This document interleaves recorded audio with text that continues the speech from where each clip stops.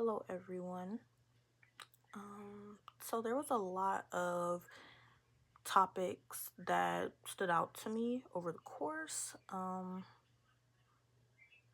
that were significant.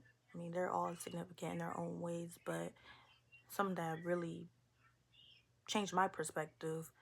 Um, I'll talk about today, not in any particular order, but early onset.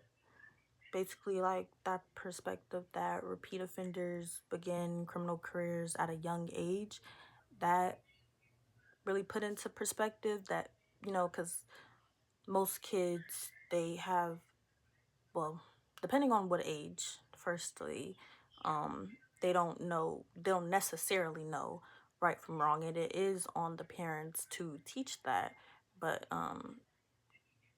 children keep that with them and carry it throughout their life, or carry it with them into adulthood.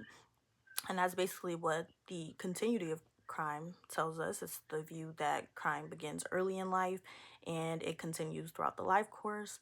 And basically, the best way to predict future crimes is by looking at past crimes, you know? And also, it not continuity of crime, but aging out. People, they tend to commit less crimes as they mature.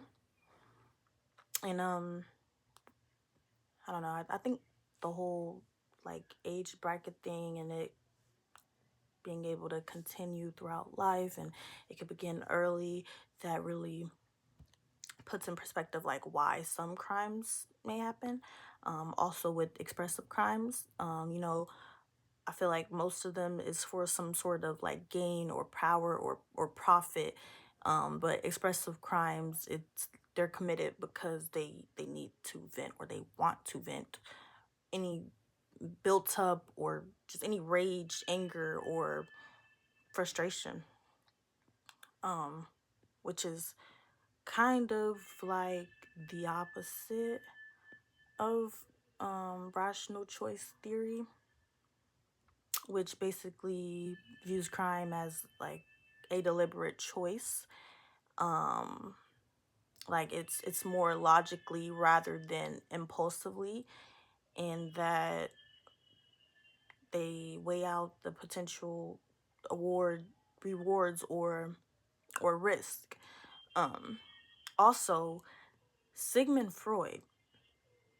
I was not expecting to see him in my criminology class. I have heard of, like, firstly heard of him in my psychology course.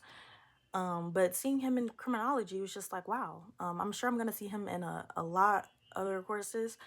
But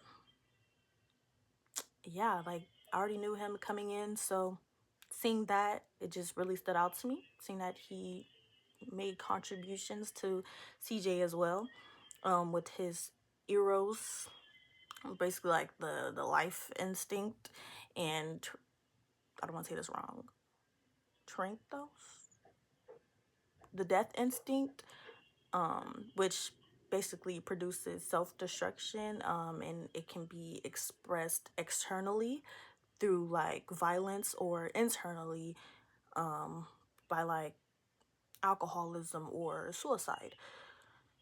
Um, yeah.